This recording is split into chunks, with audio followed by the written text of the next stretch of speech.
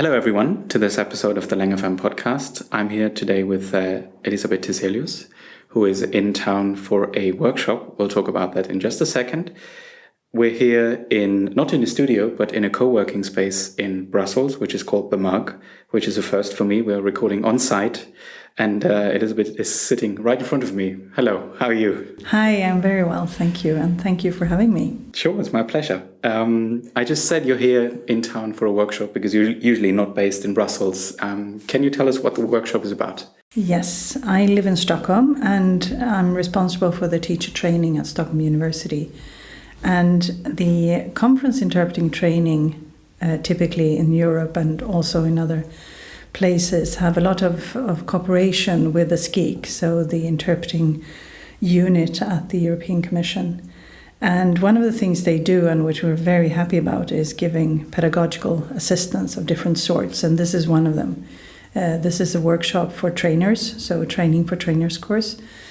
And for a week we dive into all the pedagogy and didactics of teaching conference interpreting, and it's very good because you get a lot of input both from very seasoned trainers at SKIC, but also from different universities, different settings, different student groups, and so very, very interesting. And I think we have to mention it's not entirely altruistic that SKIC has this pedagogical assistance scheme because, of course, we want to improve interpreter training, but of course we're also interested in having good interpreter training so that we can have good candidates that would eventually work for us. Exactly. You want to train the trainers so that they do the right thing, right? Exactly. Well, what we consider the right thing, which is not always the same as what is needed on the national markets, but I think that's another podcast episode right there.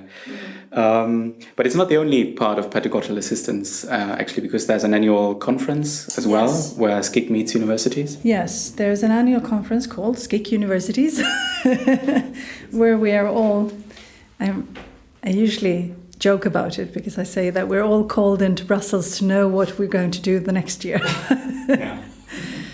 Which is partly true, but also it's a very good networking opportunity. It's very good they usually invite very good presenters to present different current topics in the interpreting world, such as training or pedagogy or research. And it's also the take-home message from SKIC. What would we like you to concentrate on? And typically also an open forum where the trainers can ask questions and put forward suggestions and so on. And obviously there's a lot of people there and many interpreting programs and universities, so obviously it's difficult to make yourself heard. But I think that, basically it's a good opportunity for exchange of views and network and so on. Yeah, I was just going to say, because so many people are there, it's also a very good networking event. And it gets quite a bit of coverage on Twitter as well. At least that's been the case during recent years, which is very nice because then people can follow along from anywhere, basically. Yes, and they web stream it always. That's true, yes. So that's also good. So you can, and I think you can even go back and watch earlier versions of the SKIC universities. So I'll probably put the link in the show notes, because you can go, I think, quite a while back in the archives. So at least 6 or 7 editions of the conference should be online. Not only the recording, including interpretation, so if you want to listen into how we interpret, you can listen to that, but you can also read the slides and the presentation. So I'll put the link into the show notes afterwards. So that's for pedagogical assistance, and I already said that what the European institutions need in terms of future interpreters is not necessarily the same as what the schools or the universities do, because often there's a bit of a difference between what the private market in those countries needs and what we need. So since you're teaching in Stockholm, in Sweden, what's your take on that? Do you mainly train for the institutions, or what does the market look like just in general terms in Sweden or in Scandinavia for that matter? I don't know. Well, we didn't have an interpreting market before we joined the EU. It was very small, mainly focused on Nordic languages. So the Nordic Council had interpreters. There were no training program in Sweden, and the the big issue for Sweden was community interpreting, or interpreting for different migrant communities. So therefore, when we started our first interpreting program at university, or there had been a few before, but not very, how shall I say, not very formalized, so one-off training. So when we started this more formalized, more university-like training, it was really... Sorry, this was which year when you started? In 1993. In 1993 okay. Was the first course, yeah. So they would graduate just before the Swedish referendum in 1995. Yeah. Or sorry, autumn of 94, and we joined in 95. In 95, yeah. Yes. And when that started, we were completely turned towards the European institutions. Mm. And also there was an extreme lack of Swedish interpreters. So obviously, if you passed the course, it was basically a ticket to Brussels. If not, or Strasbourg for that matter. Yeah. If not as a staff interpreter, at least on the freelance list. Yeah. Obviously, there were tests at the institutions as well, but because the lag was huge, there was a very, I wouldn't say easy to get in, but at least you weren't restrained by the fact that we don't have any places, or we don't have any more space for you. So this means that our training up until now has been very much driven by the European market and the European institutions. And even to the extent that when there was a considerable change in the demand for Swedish interpreting due to Swedish government policy, we stopped giving interpreting training for 7 years. Because the Swedish government did not insist on having interpretation in Brussels? Because the Swedish government decided that they would be in the forefront of stopping the interpreting in the European Union. Okay. Yes. And doing that, they would have to be a role model, of course, and therefore they asked for the mere minimum of interpreting. This was a huge blow to the Swedish interpreting market, needless to say, but also we stopped training interpreters. Despite the fact that it might still be needed on the private market and under different conditions, but conference interpreters were not trained for a 7-year period. And now we have rethought and recast our training a lot, I think, and we're still in the process of doing that, because we feel that we need to have a training which is regular, because it costs too much to have such a big intermission or interruption. Yeah, because you basically start from scratch. You have to start from scratch, and it's very expensive. But that also means that we need to train more for the Swedish market. And for the Swedish market, interpreting, first of all, is not very big, but those that are in need absolutely need a retour. Which is usually English? Which is English or French and German. Okay. Yeah, English is the big language, but French and German also. And you would also have to be trained to work for the community, doing community interpreting. So the conference interpreting program is not going to teach community interpreting, obviously, but we need to start thinking about retour. Yes. And we've not done that before, because that's a must for a Swedish market. And we've not really taught marketing for interpreters, because you didn't need to market yourself. Yeah. You just had to pass the test at the institutions. Yeah. And whereas now the situation is different, the interpreter needs to market him or herself and have a solid retour and so on and so forth. But we're still in the process of doing all this, so we're not there yet. But yeah, that's an adaptation to the market, as you mentioned. Yeah. But what is your impression that the demand in Sweden sort of developed because you were training interpreters, or was that just coincidence? Or I think the demand in Sweden developed because of the European Union as well. Because a lot of meetings held in Sweden were organized or demanded by different European agencies or institutions, or even, European Works Council, which is not, of course, the European institutions, but still related to that, or the trade unions who also meet. And because of that, a lot of demand came up for interpreting. In Sweden, we also have a pretty grim situation with agencies undercutting each other, so it is difficult on the Swedish market. I wouldn't say anything else, but still... So translation agencies or language service providers? Translation and interpreting agencies who are bidding for the best bid. And not only... And maybe I shouldn't blame everything on them either, because there's also the agencies of meeting event organizers who bid for the event and who tend to forget about interpreting. So yes, but therefore the marketing for the individual interpreter becomes more important, of course. How are you trying to cover that marketing? Because my impression from traditional interpreter training is that it's a bit of an afterthought, and people only now sort of realize that it has to be done. And sometimes the professional associations would step in or maybe give a talk or a presentation. How do you try to cover that? Well, not so well yet, I think too. We have our professional organization, of course, AIK, which is very active in Sweden, luckily. They come in and do presentations. We also have the bigger agencies, the bigger interpreting and translation agencies coming in and do presentations.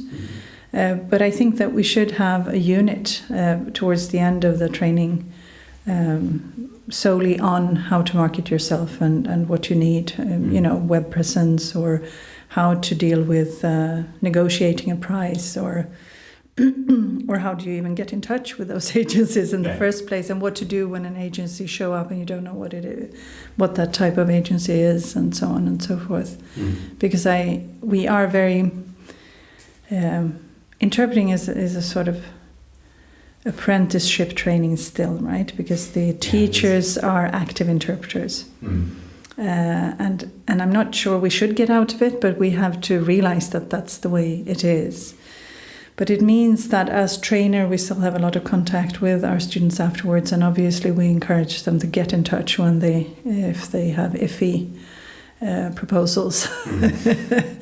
But I think we can get better to make them more independent from the beginning, and that would also sort out a bit of that apprentice, because you don't want to be in a situation where you get a job because your teacher recommends you, right? That's not the right way to go about it either, maybe. Well, at least if you have to rely on it, that's probably not ideal. But I mean, in theory, there's probably nothing wrong with that. At least to get started. Not from an ethical point, but if that's the only way, if you have to rely on having good relationship with former teachers, it might be difficult too. So you mentioned in the beginning that there was basically no interpreter training in Sweden. So that leads me to the question how you became an interpreter. Did you train abroad? I trained in Belgium. But that was just because I missed the deadline for application for the second interpreting training course in Sweden. My way into interpreting was a highly random, or I don't know what to say, path. It was nothing I really planned for. It started with somebody's always sowing a seed somewhere, right? So that's a good way of putting it. Yeah. No, it's true. So I trained to become a teacher. That was my first academic training, and it took a long time to decide to go into academia again. Language teaching? Language teaching, French and English. When I finished high school, I vowed I would never go into a classroom ever again. I can understand that. And I wanted to work with horses. So obviously 5 years later, when my horse career did not work out as I thought it would, and I had to decide what to do, it wasn't with a happy feeling I went back to academia. And I don't think I would have done it hadn't it been for teacher training not being popular then either. So they had this last-minute enrollment. So in July, I enrolled to begin in August. That was in Brussels or Mons? No, this was in Sweden. In Sweden, in the early 1990s. Yeah. And, God, I'm ancient. And I can cut this out. No, it's okay. I think I like to be ancient. But anyhow, so I reluctantly went back to academia and realized I loved it. It was really nice. I loved teacher training. I was totally committed to become a teacher. I got all up and about second language acquisition. Yeah. So I went to this conference on second language acquisition where I met a lovely lady whose husband was an interpreter at the European Union. Okay. And I wouldn't have known hadn't I bought her coffee. Just, you get up from the table and anyone else for coffee? And she was the only one saying yes. So I sat next to her and found out her husband was an interpreter, and she heard that I was Swedish and I had English and French. And she said, "Oh, but my husband says that there's a huge lack of Swedish interpreters now and you have to check that out." And, that sounded fun, but I was also very determined to become a teacher. So we parted and nothing more. But that was the seed you were mentioning earlier? Sorry, that was the seed. Exactly, that was the seed. Because a couple of months later, when I was visiting Brussels for other reasons, I actually called her and said that, well, your husband said that he'd be happy to show me around and maybe it would be interesting after all. So he did, and I met him and I was shown around, and I'm very ashamed to say that he put me in a booth and I interpreted into and out of all the possible languages, and I thought it went so well. And I'm very happy nobody recorded me then. And I'm even more ashamed of admitting that I even told him that I'd done that and that it went so well. Yeah. And he was kind enough not to. It's just glossing over it. Exactly. Not taking me out of that impression. Yeah. Quite a gentleman. Right there and then, yeah. But he took me to the then head of Danish booth, who was also head of the Scandinavian booths because we had just joined. Yeah. And who also said that, but we're desperately lacking interpreters and you must apply. And I knew then, because this was in June, and I knew that the time for application was in April. So I was like, nice, but it's not going to happen. And he insisted and he said, but I have this professor. I have a friend in Mons who is an interpreting professor. Could you please contact him and see if he can organize something? So I contacted the professor and they said that if you're willing to come to Mons, we have a Scandinavian department and we'd be happy to teach you. Do they still have that? Yes, they still do. I wouldn't recommend anybody with Swedish mother tongue doing that though, because it's basically based on Danish. And it was really hard to not be taught in your mother tongue. And I relied a lot again on the institutions because I could come back to the European Parliament and do all the. They had a stage at the same time for Swedish interpreters, and I could participate as much as possible in that stage parallel to my training. And if they hadn't done that, I wouldn't have passed. No way. But that way I got the exposure to Swedish mother tongue that I needed. Yeah. And it went well. So. And that was a 2-year course? No, that was a 1 year. No, 1 year. Yes. Yeah. They had, I don't know if they still do that, but they have a 4-year typical BA interpreting training. And then at that time they also had a 1 year on the master's level, une maîtrise, for conference interpreting. And that was one I took. And I passed avec distinction, so I was very happy. Right. Yeah. And did you then go back to Sweden first, or did you go straight to taking the test and everything? I also have the bad habit of being married to an army officer, so yeah. So the reason I even got to Mons was that he was at that time in Bosnia with the UN mission. And I'm not sure I would have left him and gone for a year to Mons if he'd not been in Bosnia. Yeah. But he was away and I didn't have anything to do. And my teacher training was I graduated from my teacher training and, I could just as well do that as anything else. When I was abroad for my semester abroad from university, I was in Russia. And I already lived together with my then future wife, and she said, "Okay, well, I might as well go somewhere else." And then she spent a few months in The Hague. Yeah, so Yeah. I can relate to that, yeah. And if you don't have, I mean, it is also, of course, you have to be determined, but it is also a sort of sequence of events that if they happen at the same time, then things just fall into place somehow. Yeah, exactly. Yeah. And so I finished my interpreting training, and I got 2 months stage from the European Parliament to sort of fill in the gaps. So is that like an in-house training? Yes, that's an in-house training. Obviously, it was less languages at that time. Yeah. In 96. It was before the Big Bang enlargement, as they call it. Yes. So in 96, it was less languages and less booths, which meant that the trainees had much more time to spend in booth and time to be on site. And I guess security wasn't as serious either, so we had our own trainee badge. Yeah. That wouldn't be possible anymore, I think. Yeah. And we could walk around quite freely. So what we did was, apart from interpreting as much as we could, of course, but we also walked around to different committee meetings and different working group meetings and just taking notes. And obviously, before your test, that's extremely useful. Yes, that's true. So I did that for 2 months after my training course, and then in July, end of July, I did a freelance test and passed.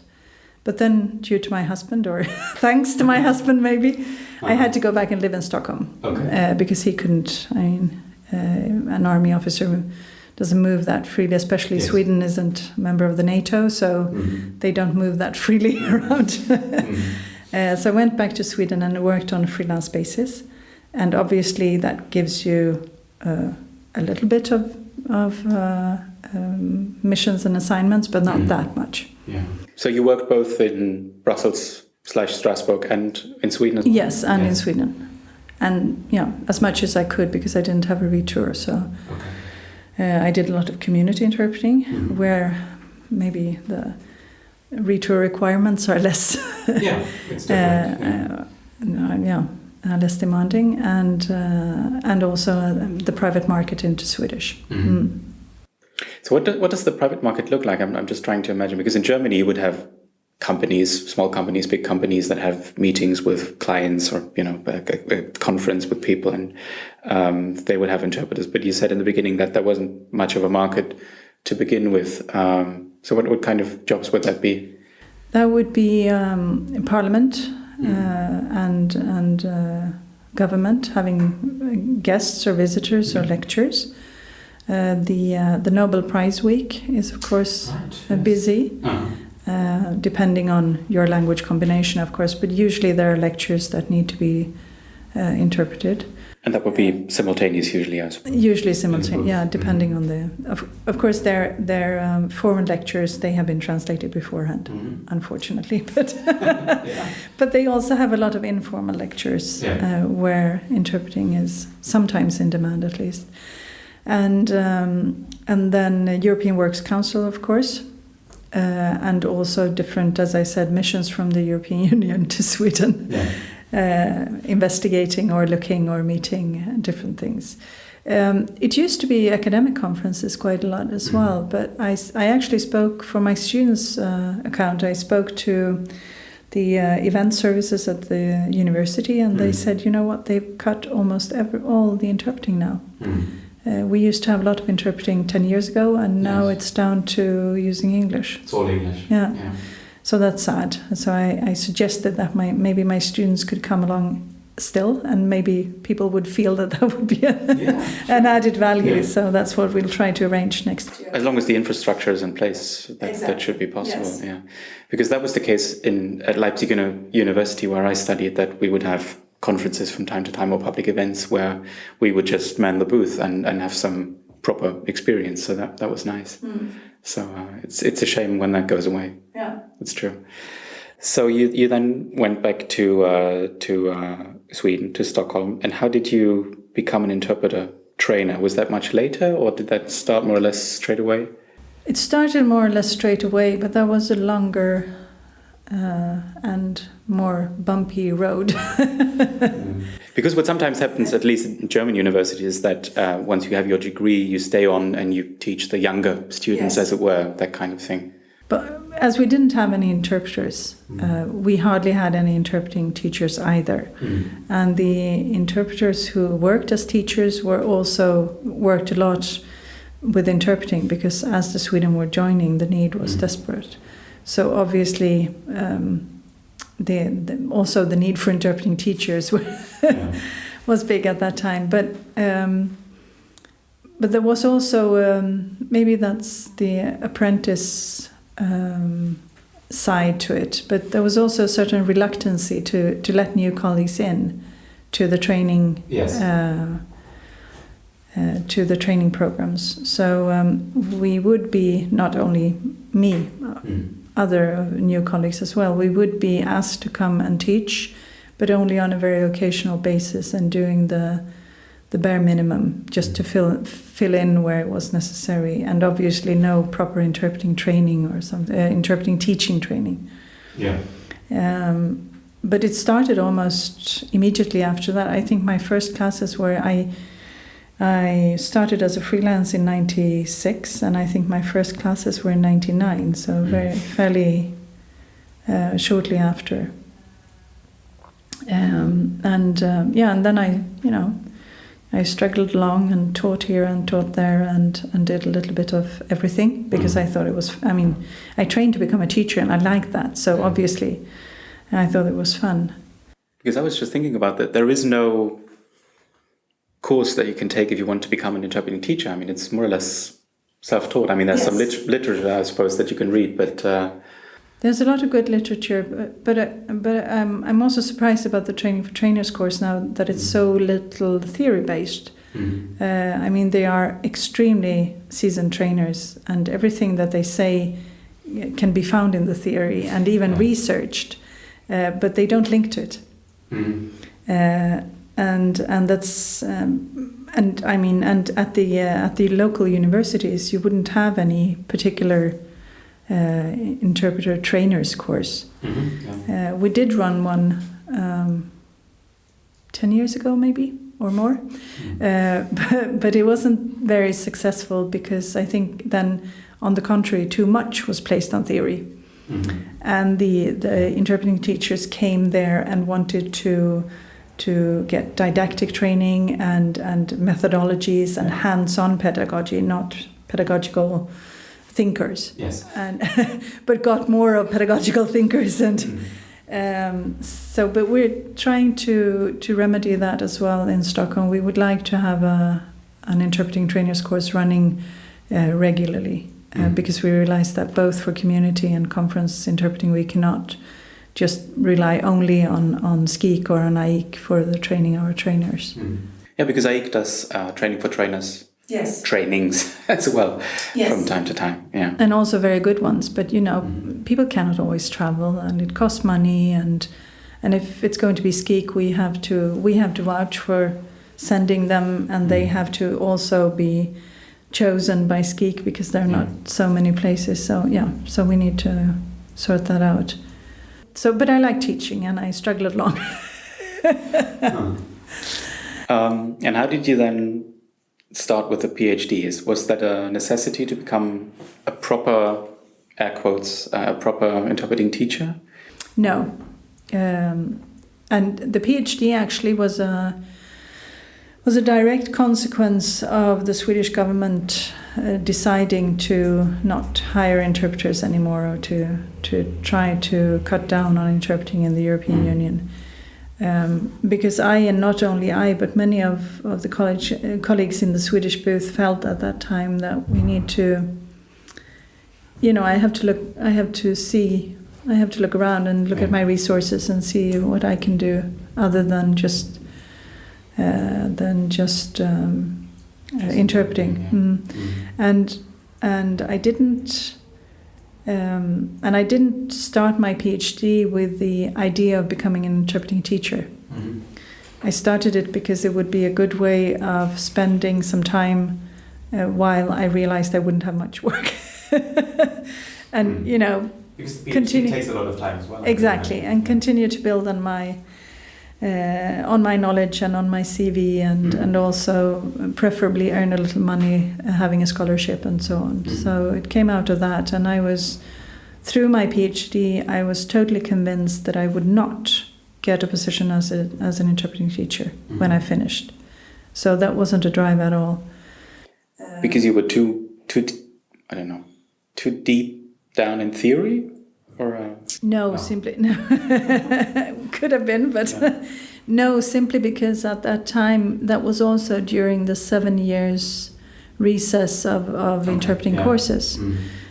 So I was very realistic about it, and I wasn't sure that Sweden would change its opinion, because this was also during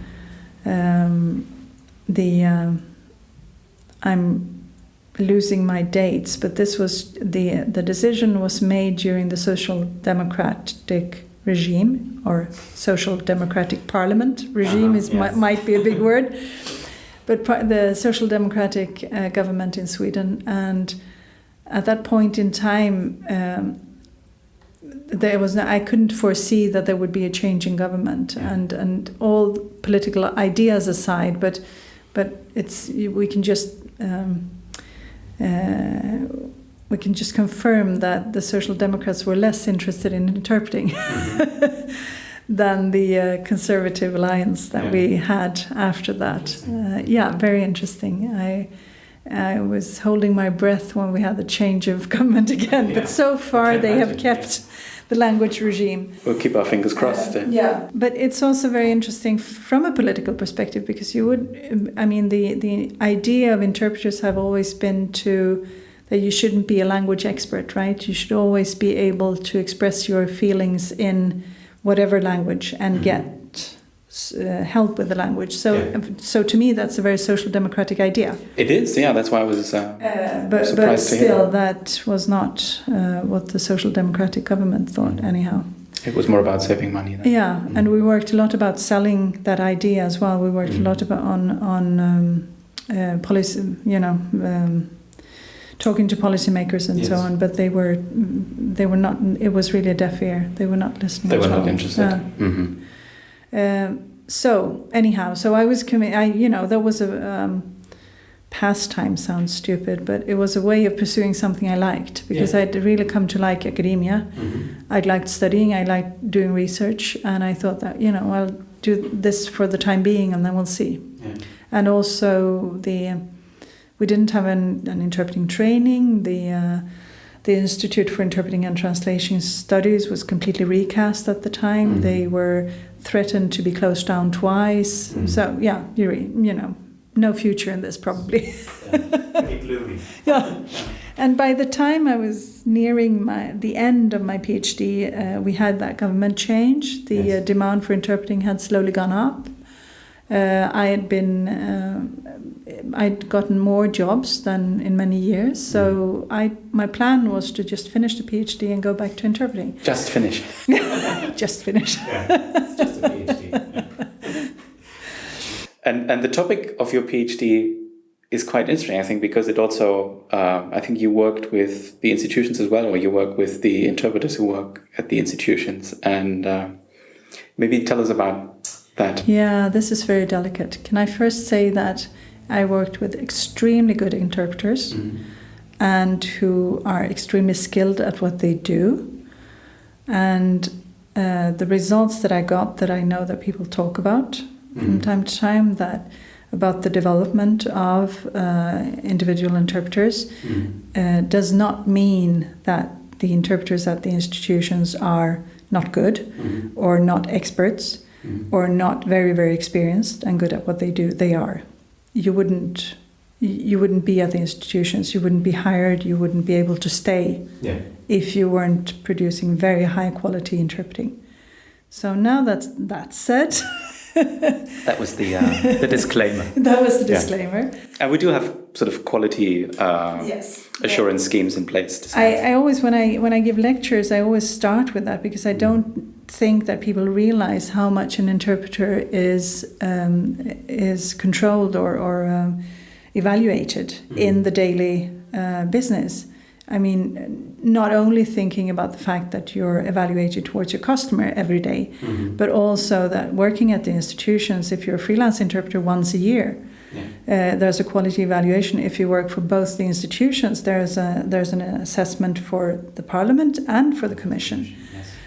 So there's a lot of assessment for the interpreter, and there's always a line where you cannot be below in order to stay on as a freelance interpreter. Because there's a more or less direct link between your performance and how many work you get. Exactly. Yes. You're also scored according to that. So if you have a lower score, albeit allowed to stay, but your score is lower than your colleagues, your colleague will be picked on the quality rating. So yes, you get less work. That's true. Yeah. So clearly there is a lot of quality check, and the interpreters working at the institutions are very good. So, but I had my material was first I had a cross-sectional material. This means that I was comparing students to novice interpreters, to experts interpreters, and they were different individuals. So compared at the same point in time and different individuals. So that means you recorded? I recorded them when they did interpreting, and then I transcribed the recordings, and which is a lot of work. That's the dull part of it. And I made them into assessment files, both recorded and on transcript, and I had people evaluate them. So they would score them they had two scales for scoring, one which was idiomatic Swedish, from not at all to very much so.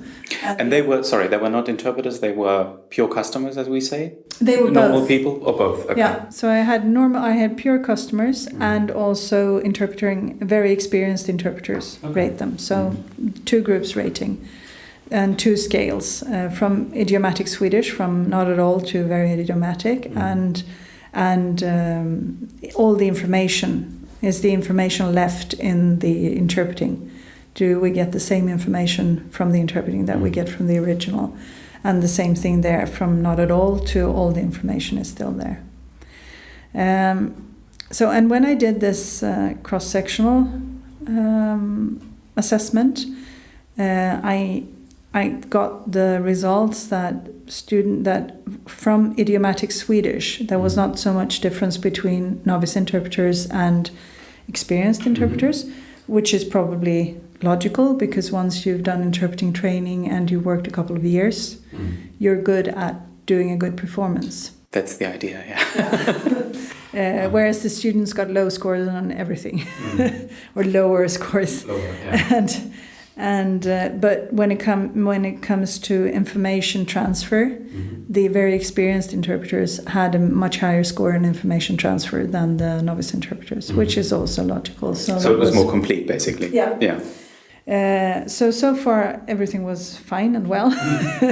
It was also interesting I also had them do retrospection, which is, by the way, a very good exercise with students. When you look at or listen to your own interpreting, or you look at or listen to the original speech, and you go through it methodologically and say, what exactly did I do in this passage to interpret it? Could I do it? Did I leave it out? How did I solve this difficult passage? And through that exercise, I could also see that the very experienced interpreters had much more strategies at hand and could reflect more on what they did. So no surprises at all. That would be expected. That would be expected. But then I had this wonderful longitudinal material with interpreters who were recorded at the interpreting program, and then who agreed to be recorded again 15 years later. And interpreters who were, very experienced, seen as good interpreters, had interpreted a lot over the 15 years that had passed, and so on and so forth. And the interesting thing there was that I couldn't find so much difference, neither in performance nor in strategies compared to interpreting, compared to what they did at the interpreting program. And then the first thing you could say is, of course, that they didn't develop. Yeah, because the basic, it sounds obvious, but the basic assumption would be that the more you do it or the longer you do it, the better you get at it. Yes, exactly. So the 10,000 hours thing, yeah. But you could also think about it from two other perspectives, which is what I think is more interesting. First of all, it might say something about the methods we use to compare the experts to the novices when we do that in interpreting research, because we do that a lot. But my research is the only one I know of who have compared the same individuals. So we might know a lot about the difference between individuals, but maybe less about the difference within the one person. Yeah, and obviously, when you pick an expert to be your expert in any research, you wouldn't pick somebody who's just fresh out of interpreting school. Sure. You would pick somebody who's seen by the community as an expert. So obviously, the three that I investigated, they were seen as very good interpreters as well, but maybe they were that at their interpreting program as well. So maybe, it's difficult to say how much would you develop as a person, and how can you measure that? Because maybe there is a way of measuring it, but I just couldn't do it. Maybe my instruments were too blunt. Yeah, but the thing is, it's already very difficult to evaluate what good interpretation is, because it's highly subjective, and somebody, the one person is more into terminological accuracy or is it idiomatic or not. The other people are just purely interested in accuracy and completeness of information. So I guess that's difficult to. And there's also this very interesting Spanish research where they have proven very effectively that you think that you judge some things. For instance, you would say, as a listener, as a pure customer, you would say that I don't care so much about foreign accent, but I care about accuracy. And then exposed to two exact same interpretings where one has a foreign accent and the other doesn't, the interpreting with a foreign accent gets a lower score on accuracy. Because of the accent? Probably. Yeah, we don't know. I mean, that's the only difference. Which means that it's very difficult also to tease out what you actually score when you score things. So anyhow, they did. So not the difference that I would have expected, and I've really been struggling with this because I can't say that these people are bad into it. It would have been so easy if I just picked a few anyhow to say that okay, but I didn't pick the expert ones. Yes. But they're not. They are really good. Yes. So it's really hard. And another thing that came across in this research was in the interviews I did with them, because since I couldn't cover a typical long-term research, you would go back to the subject and record the same thing every year or every fifth year or so on. But I had one recording at one point and then 15 years later. So in order to cover the 15 years, I asked them if they would agree on doing in-depth interviews. Yes. And they did. Reflecting on themselves and their development and so on and so forth. And they did, and they were extremely open, and I was very happy about that because, it's not, I'm their colleague too, so it's not so easy to sit down with your colleague and tell you about strengths and weaknesses and how. Struggling with. Exactly. But they were very, very open, and one thing that struck me when I read and reread, and I also had other research colleagues reading the transcript. Obviously, I'm very, very cautious about their identity. But one thing that was striking was that they talked a lot about techniques to enhance their performance. So learning more about economy. Preparing for a particularly difficult meeting, learning a new language, working on a specific terminology that was difficult, reading up on current affairs. They even said that I don't even read a book anymore the same way I used to before I was an interpreter.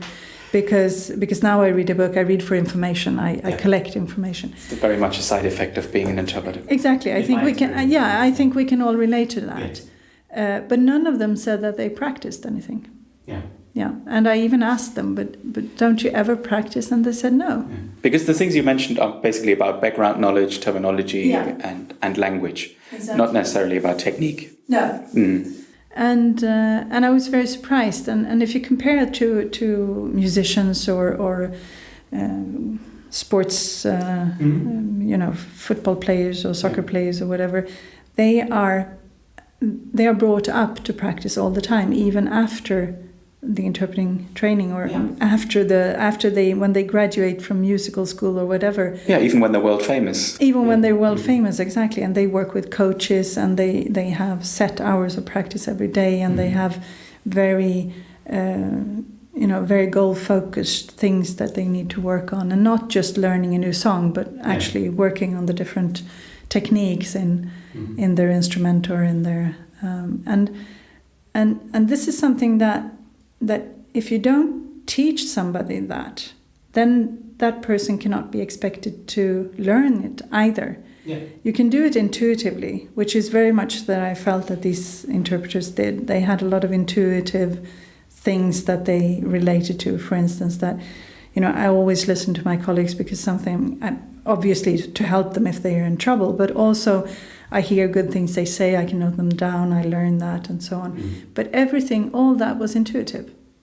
So it wasn't, I would have expected maybe what we see more now with younger interpreters, because the competition is ferocious, so you have to do that. But also because maybe we have started to teach it as interpreting trainers. But you would see with younger interpreters that they get together in groups and they do a lot of practice and they have goals. Yeah. And I'm curious to know whether, obviously you do that when you get out of interpreting training and you want to pass, for instance, the accreditation test for the institutions, then you would do that a lot. Yes. But what happens afterwards? And when you don't necessarily have an incentive to. Exactly, because there's I talked about that lower line. You cannot be worse than a certain level. Hopefully not, yes. No, hopefully not. But there are no incentives to be better. Yeah. And if you're a translator, you can win prizes for good translations, or you can get a scholarship from your government because only to subside as a translator. There's nothing like that for interpreters. So why should you be better than the lower level? And then it's only because you want to be the best possible interpreter that you can be. But there's also life, and you sit in the booth. If you're a staff interpreter, you spend hours and hours in the booth anyway. Would you go home and do exercises after that? Probably not. Which is completely understandable. But still, compared to other virtuosos, whatever field they're in, we don't have that notion of practice. Yeah. And I wonder what that does to us as performers. But I would agree to a large extent that it depends on what your interpreter training was like. For example, when you interpret at university and you get feedback from the trainer or maybe from other students, and I think it really depends on what they do. Do they just focus, okay, you left that out, you said too many times, that kind of thing. And if you only know that, so it's quite superficial, I think. And if you don't know any better, then probably it's difficult to get there. But I don't know if you've covered that in your PhD, but are there any strategies or recommendations, things that people who have that inner incentive to be your best interpreter, what they can do? Because I think that the term is deliberate practice. Yes. That's more or less what it... Yes, what I'm after here, the thing I've been describing now for the past couple of minutes is deliberate practice. To work very actively with certain exercises to improve your skill, not to add a language or to be better at economical terminology. Exactly. But really, if we talk about interpreting, it would be the presentation skill or the transfer skill, or really the skills focused only at interpreting. And what I think would be very useful for that deliberate practice, and I've not heard so many people do it, but maybe more than I think do it, would would be to sit down with colleagues, right? To have a group of colleagues where you could actually sit down on. It doesn't have to be after work at 7:00 in the evening, but I mean, we don't work every day, so obviously we could probably find time to do that, and have that peer, to be coached by somebody who are interested in what you do and that you should actually perform better. And because of so much of our assessment is on what we do wrong or that we're not good enough, so we can't stay in the institutions or something like that, or we get a lower score. Okay. It would be really great to create an environment where this coaches of yours, because I mean you could be peer coaches, it doesn't have to be somebody particularly trained for that, but a coach that would want you to improve, to become better, and you could devise different exercises to do in order to improve your interpreting. And I'm sure that even for a very good interpreter, that would improve your interpreting. Oh, certainly, yeah, I'm quite sure. But unfortunately, I think it's very difficult to create that type of climate. One of the best coaches I've had was when I was once assessed for the European Parliament, and he was so good. He sat down and we went through everything. He's also a trained teacher, so that might be it. Yeah. And we really went through everything he'd listened to, and we discussed it and what was lacking and how could I improve that. And so it was really a very beneficial moment. But unfortunately, I didn't get that good a score I'd hoped for, so I was disappointed afterwards anyway. But that kind of environment, without having to be scored or assessed afterwards, just purely working on improving the skill. And I heard a very nice presentation from another staff interpreter last week or so, who said that when he's in a meeting that's not particularly difficult, he would think and work on his technique. So he would have more or less décalage, or try a bit more idioms or fewer idioms, that kind of thing. Does that still count as deliberate practice? Because he's working. I mean, it's not really practice, but there are ways to sort of build it into the daily work. Yes, of course there are. And I would think that, because I would think that if you are in a meeting, you can beforehand decide that, I mean, you would know if it wasn't very particularly technical or difficult, and you could decide beforehand that today I'm going to do this in this meeting with the sole purpose of trying to improve myself and my technique. Yeah. And if you record yourself on top of that, you would have a very, very clear receipt of whether you did that or not. It's brutal, yes. Right? It can be quite sobering. But I also think that, because recordings, I don't know about the German booth, but I know that in the Swedish booth, students even tend to hide that they're recording themselves. In the beginning everything is okay, but after a couple of years, you're supposed to be good enough. And then if you record yourself, you're first of all, people are worried that you're recording somebody else than yourself. And secondly, it sort of puts you in a, look at me, I'm recording myself, I'm better than you, because you're not. I don't mean that I want to send that signal, but I mean that others probably happens, or it can happen. May take in that signal, not deliberately, and be, a bit looking down over their nose and say, "Oh, so you're recording yourself again." So you want to get better. And then obviously the result would be that you won't record yourself with that colleague again. So so it is a delicate situation. But that's, maybe to finish things off, that's the idea behind deliberate practice. That, let's say, okay, you have an easier meeting today in the morning, and you say to yourself, okay, today I'm going to work on décalage or whatever. And then you really focus on that, maybe write it down, record yourself, and then at the end of the day, I mean, you probably don't have to listen to the whole day, but just... No, but you would evaluate yourself to the goal you'd set and see whether that had improved or not. Yes, that's the idea. And I think you could do that in a peer coaching context as well, that you say, okay, I have 2 or 3 colleagues who do the same on the same day, and then we can sort of talk about it afterwards and compare results, maybe. Yes. That sounds great. Yes. And another thing I want to say, which is very important to me, when we talk about peer evaluation and so on, is that I think that when when you are evaluated for your assessment for the institutions, I think that it's very important that the assessment is done by a core of assessors and only those people, and that they are trained regularly, a lot more than they are. I know that there are a certain amount of training going on, but I really think that should be something, they should be the, they should be the super assessors. And being trained for doing only that, and have a few people doing it, because again, it would avoid that you are reluctant because it's so many different people. So you're reluctant that you would get the same assessment. Yes. And also that you would have people assess based on their own opinion. And obviously every assessment is on your own opinion, but the more you talk about it and discuss it and learn about it, the less subjective it becomes, the more you can objectify, if you like, the task. So if that could be strengthened, I think that's the key, to have the people who have the experience and a certain degree of training in how to assess interpreting, and then also getting the form right, because there's usually a standard form that you have to fill in when you assess someone.